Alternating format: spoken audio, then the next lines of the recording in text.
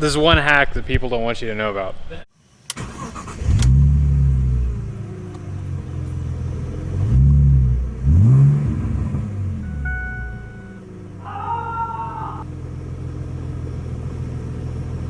Good morning, everyone, and welcome to Not My Shop. We're here at JR's where the Maxima has been in slumber for the last 2 or more months. I haven't even seen this car, but that did not prevent it from cranking over and starting right up when I came to move it here into the shop. And we're gonna fix up a couple things. Cars and Coffee is tomorrow morning. We're gonna have a Car Trek mini reunion with the 3 cars with John Ross and Elliot from Car Trek 5, so I need to get this thing ready. And I think all I'm gonna have time to do tonight is the rack bushings and most importantly, make it look pretty. It's in bad need of a wash and also a little bit of a touch-up. Because I went to wash it and the paint on the lip just immediately completely destroyed itself. And sure, I kind of want to make that look a little less awful from like 15 feet away, but they won't sell me this paint in a rattle can, so I have to do this a really annoying way with like a brush and this 2-stage pearl and base coat. Whatever, I'll just brush it on there quick and dirty so it looks less crap until I have time to properly repaint that lip.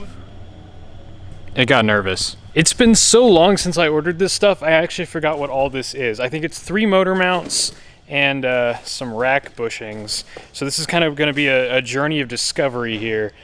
And I forgot my knife. Do you have like a chainsaw or something? I have a deployable knife. That works too. How boring. Hey, first try, got what I want. Rack and pinion bushings. And a magnet. What's on the magnet? Wow, they're just big sway bar bushings.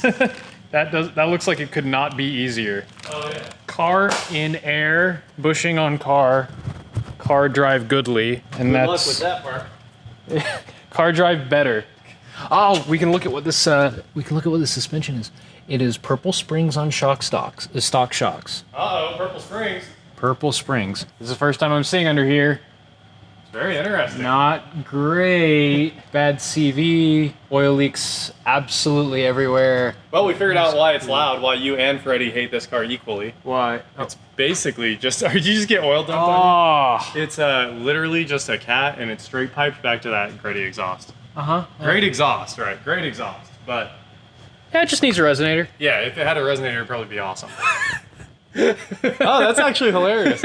And what's funny is they welded the pipes, but then they clamped them to try to make them seal. I think we're 0 for 20 on the bushings, actually. It's that Audi is the same way. It needs every single This rear bush. suspension setup is quite something. It's just a solid beam axle with a Watts linkage. These are KYB GR2s. One step above garbage. Impressively rust-free, though. Yeah, all the bushings are shot on the sway bar. Yeah, that all checks out. Boots cut on that CV. It went on a grease-slinging mission. Oh, no. What's up? Well, I'm looking at the valve cover from here, and I just see RTV. Oh, well, that explains the leak. Okay, so the rack bushings are actually kind of annoying to get to. Radiator bushings are in excellent shape. They're way up, like, in there. All right, well, let's get to work. Hi, and welcome to the Joy of Painting with Jake. So we're just going to draw some happy little Nissans here with this Elmer's glue, and from 20, 40, 100 feet away, it might almost look passable.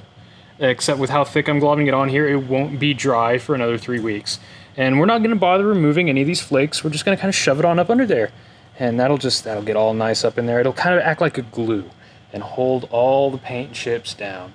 That's nice. And you want to make sure that you get over the bugs as well, so that they're just permanently entombed on your lip. So this is some advanced painting techniques here. They won't teach you this in school for good reason. Also, you want to paint the bolt heads. Just make sure that those self-tappers are as hidden as they can be, because you don't want anyone to know your shame. And boys, they're a lot of shame. I think you're supposed to call this 50-50. 50 miles an hour, 50 feet away. That's right. 50 miles away. So what Jake's doing here is actually completely up to code. You can see it's been done before on this car by the multiple layers of pre-existing paint. Yep. And it's really kind of an upgrade. I think it was done with a roller last time. Yeah, so I'll be definitely ordering, some actual like spray cans of paint from like Paint Doctor or wherever. That's probably what was used on this before, but I don't know if this is like a prep failure or what. I mean, I've done every step right on these urethane lips before. Oh no. If you don't fix my floor, I've followed like prep instructions for these urethane lips like to the letter before, and it still just flakes off instantly. Make sure there's no rounds. Oh yeah, you can't have that. That would look bad. I find that really helps if you do a bit of a dabbing motion. Just kind of dab at it. That's the joke.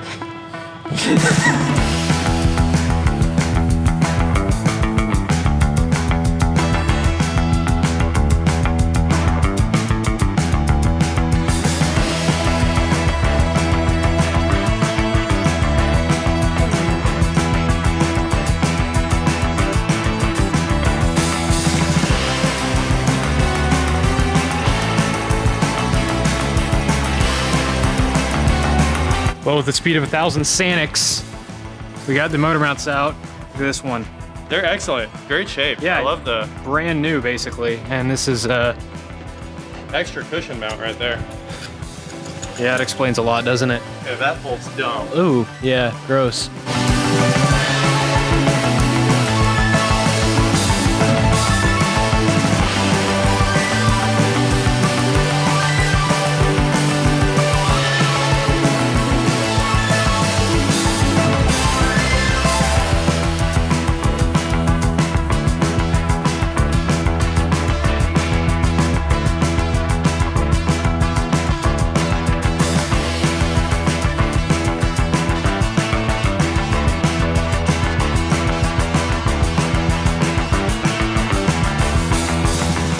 I would say that's a bad bushing. Oh man, what a mess. We could not get a new rear motor mount locally, so that's gonna go back in for now. We'll put a new one of those in tomorrow. I can't believe I forgot to order that one. We did, however, get a new passenger side axle. Train going by. New axle, that'll be nice. CV looks fairly easy to do. Well, I'm talking right into the mic. What's not fairly easy to do is these steering rack bushings, especially this passenger side one. Absolute kerfuffle. The top bolt is 1,000,000 threads long. Where'd it go? That one. And it was tight all the way out. And there is this heat shield in the way. And then of course I had to drop the exhaust down, take off these O2 sensors, which I have replacements for those coming tomorrow. So we'll do those when we do the rear motor mount. And no gaskets on this crossover pipe, so I got some RTV Thermotex Red to do that up. Now I've got to wiggle the new steering rack bushing in place and thread back in the world's most obnoxious bolt. And then it's CV axle, which will also be easy since the exhaust is down. Looks like it's got a carrier there. And then of course, shenanigans here on the hub. The bushing is in. This is a really horrible rack bushing design. I hate it. All rack bushings should be 90 degrees off like this, round ones, lollipops with a bolt going through them, so that all the side-to-side lows are just compressing rubber instead of like having rubber be in shear and depending on the clamping force and all that stuff. But the real magic that's happening is going on over there. Hey, we're almost there. This is like a level of thorough that I aspire to. Wow, I didn't realize. I thought these were just chewed up bolts. I didn't realize they actually had a design on them. Yeah, it's pretty sweet.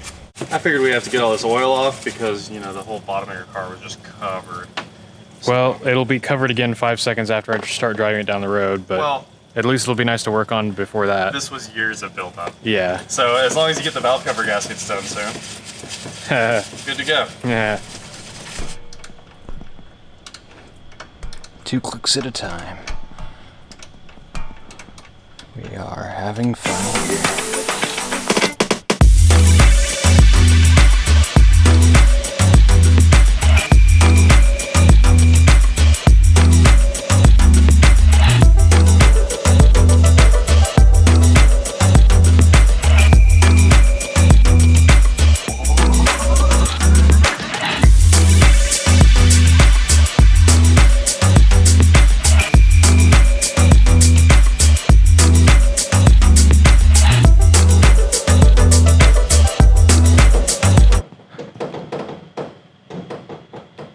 You having some difficulty there? No, just messing around. Well, there is a shiny new front motor mount on there at least, and the exhaust is all nice and sealed up. Yeah. kind of all so far. Oh. Yeah. Oh, and the rack bushings. That's right. I was like, we did more that's than right. that. Yeah. So when I looked at this motor mount initially, I thought this would be the easiest because look, it's all just right on top here. By far the easiest. It's just Except 1, 2, 3, well, a nut, 4, 5, 6, 7 bolts to get a motor mount off that only needs 3 bolts. And this one is a stud facing upside down that yeah, you don't need to know how that came apart. You'll need that much wrench. Yeah. It's not tedious at all. I know, right? The old mount is out, and we discovered that the engine is crooked in the engine bay, so the new mount is not lining up. So we're working on 2 out of 4 engine mounts, going for 3 of 4 tonight. New motor mount, a lovely addition to any engine bay. Unfortunately, the other motor mount is going to have to wait till later, as well as the other motor mount, the O2 sensors, and the CV axle. But now the car is drivable. Should be a lot nicer than it was. Way better. Also, it is 3 in the morning, which is why we are quitting. 2, and we still have to wash the cars. Yeah, that is unfortunate, isn't it?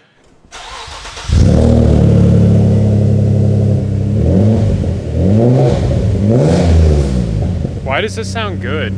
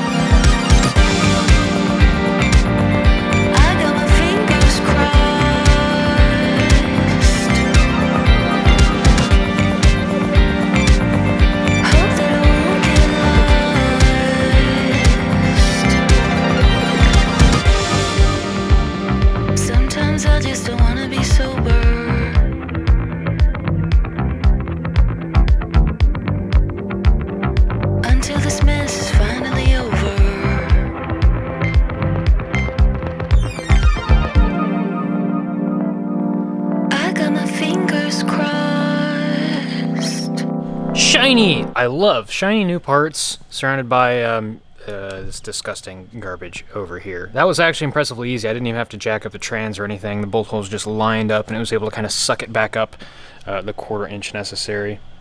Pretty straightforward.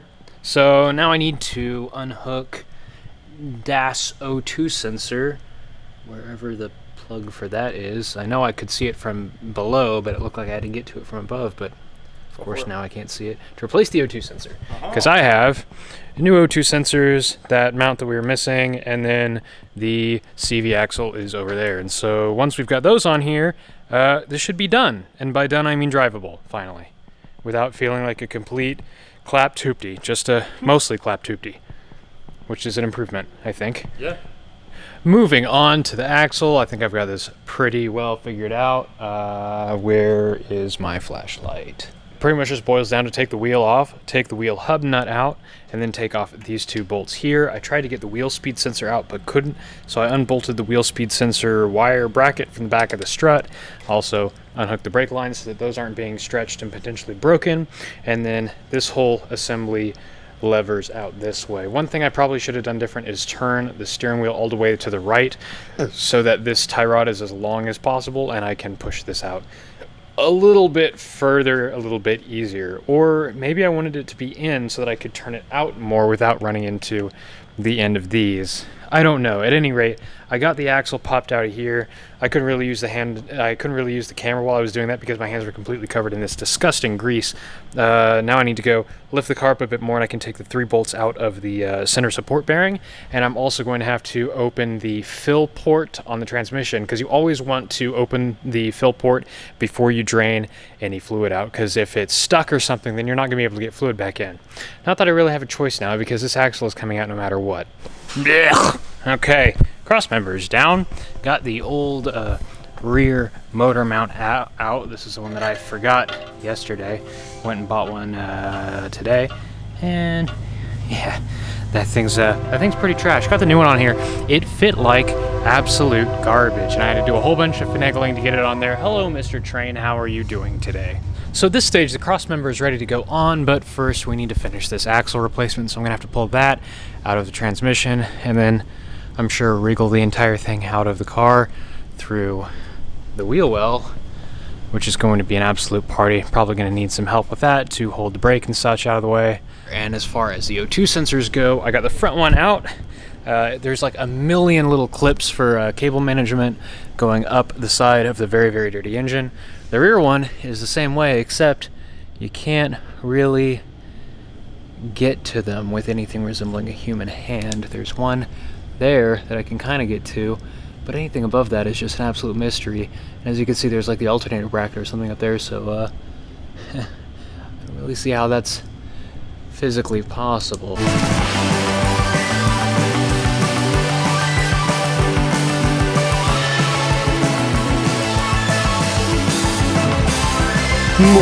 The car is now excellent, and also my finger is now relieved of, well, no blood, but it hurts real bad. I smashed the crap out of it.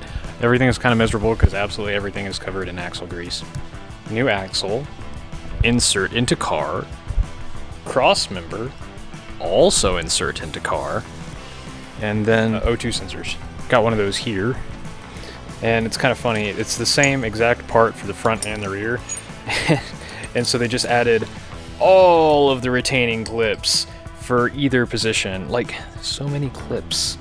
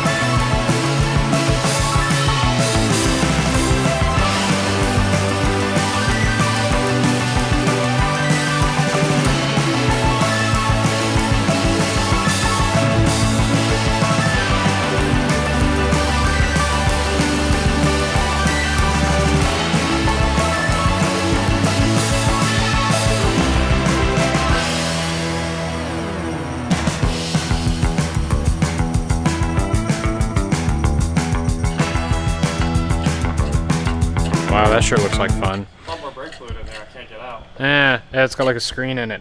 Well, I pulled the screen. Oh. I can't see. Anyway, whole lot of new parts on here. We've got the new motor mount there, new line going down to new O2 sensor, new motor mounts, new O2 sensor back there as well. Our shiny new axle that's installed, which is absolutely fantastic. It's so fun looking at all the nice shiny new parts on this car that are soon to be covered with oil because I still need to do the valve cover gaskets, but that's for another time. Right now, it is brake fluid time because who knows how old this stuff is, and it looks like mud, which is always a good sign. Or whiskey. I don't know, I wouldn't drink that. On the rocks, maybe. I'm super excited for how this car is going to drive now. Hopefully these O2 sensors get me a few lost ponies back. I think it might have been running a little lean before. Good things on the horizon, hopefully.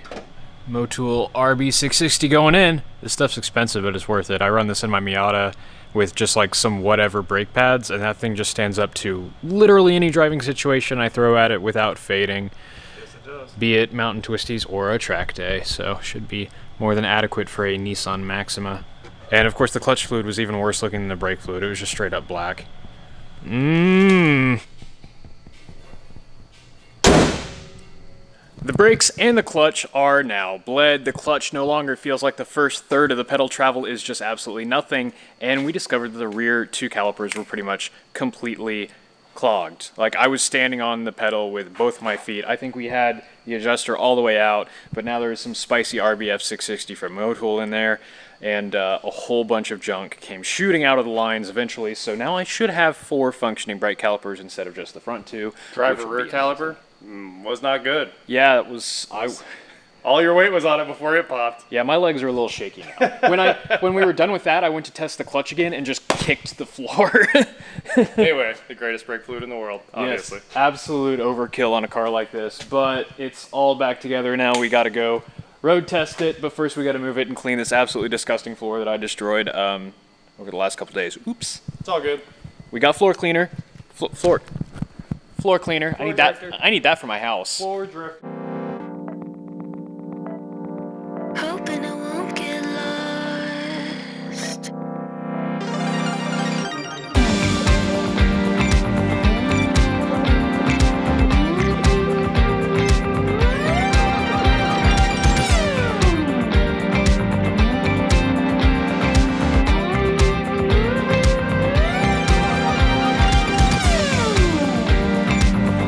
I got my fingers crossed.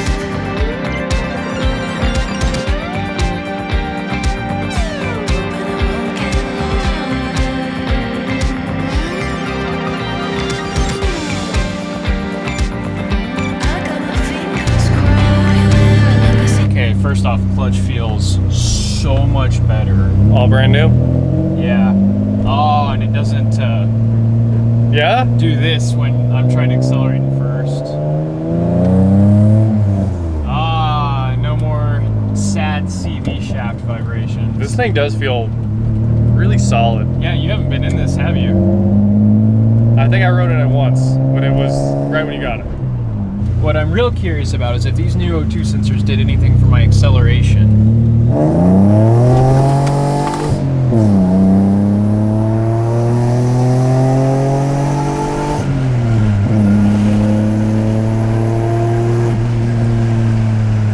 Oh, the brakes are so much improved. I was like, the brakes felt really good just right there.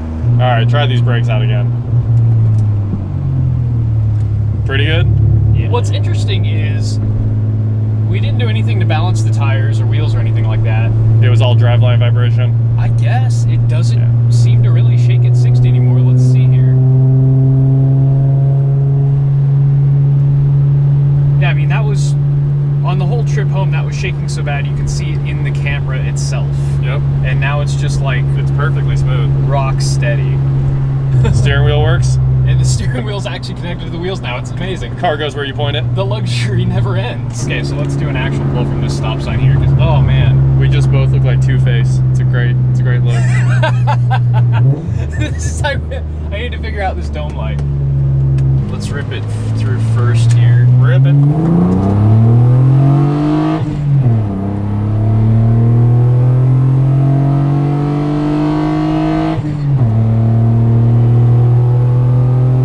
Man,